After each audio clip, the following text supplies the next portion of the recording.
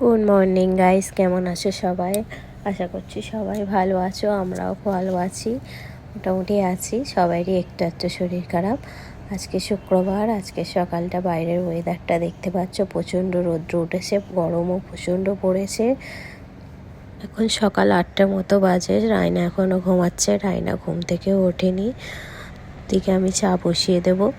চলো, এদিকে আমি চা বসিয়ে দিলাম, চা বসিয়ে আরেকদিকে ভাতও বসিয়ে দিলাম, কারণ মিস্টার হাজব্যান্ড খেয়ে কোর্টে বেরোবে, সেই জন্য ভাতটাও বসিয়ে দিলাম।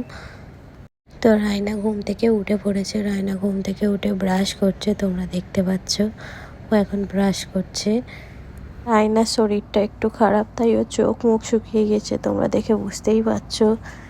ব্রাশ করা হয়ে যেতে তো ওকে আমি জল খেতে দিয়েছি। ও একটা চামচ নিয়ে গিয়ে নিজে 1 চামচ করে খাচ্ছে, ও ডলকে 1 চামচ করে খাওয়াচ্ছে। দেখো কিভাবে ও খাওয়াচ্ছে। আমি দিয়েছি ওকে জলটা খেতে, কিন্তু নিজে জল খাওয়ার থেকে ও ডলকে জলটা খাওয়াতে বেশি ব্যস্ত হয়ে পড়েছে, সেটা তোমরা দেখতে পাচ্ছ। এবার আমি ওকে গোসল করিয়ে দিলাম। গোসল করে আজকে বলল, মা আমি বিস্কুট খাবো, বলতে ওকে বিস্কুটটা দিয়ে দিলাম। ও এখন বিস্কিট খাচ্ছে। তো দেখতে পাচ্ছ রায়না এখন বিস্কিট খেতে ব্যস্ত, একবার খাচ্ছে একবার আমার দিকে তাকাচ্ছে। তারপর আমি আমার সমস্ত কাজ মিটিয়ে নিয়ে রায়নাকে এবার লাঞ্চ করাতে বসিয়েছি।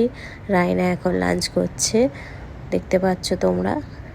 তারপরে ওকে খাওয়ানো হয়ে যেতে ও এখন নিজে তুলে তুলে হাসি আপনি করছে, তোমরা বুঝতে পারছি কি জানি না, ভালো করে শোনো, শুনলে হয়তো বুঝতে পারবে।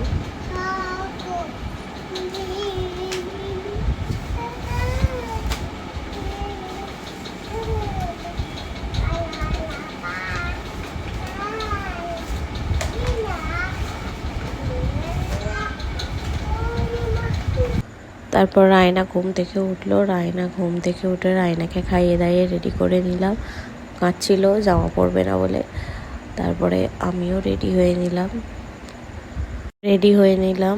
মিস্টার হাজব্যান্ডের বার্থডে ছিল, বের হব বলে একটু রেডি হয়ে নিলাম। এই যে দেখতে পাচ্ছেন বার্থডে বয় গাড়ি চালাচ্ছে। তো চলো বেরিয়ে পড়লাম, কোথায় যাব জানি না, কিন্তু বেরিয়ে পড়লাম। বেরিয়ে কোথায় নিয়ে যাচ্ছে চলো যাওয়া যাক। তো চলে এসেছি, দেখতে পাচ্ছ তোমরা। এখানে রায়না আর রায়নার পাপা আগে আগে যাচ্ছে হেঁটে হেঁটে, দুজন মিলে। এখানে এসেছি আমরা বিমানো গ্রিলে এসেছিলাম, বিয়ের পরে ফার্স্ট এখানেই এসেছিলাম খাওয়া দাওয়া করতে। আবারও অনেক দিন পরে, 5 বছর পরে আবার আসলাম, মনে হলো তাই এখানেই চলে এলাম। ভিতরে তো চলে এলাম, চলে এসে রায়না দেখো এখানে কি পরিমাণে দুষ্টুমি করছে। বাইরে এসে তো খুব খুশি হয়েছে, ও একবারে লাফালাফি করছিল, একবার উঠছিল বসছিল। তো চলো খাওয়া দাওয়া করে আমরা বেরিয়ে পড়লাম বাড়ি যাওয়ার উদ্দেশ্যে। ব্লগটা এখানেই এন্ড করব। ভালো লাগলে লাইক কমেন্ট শেয়ার করে দেবে।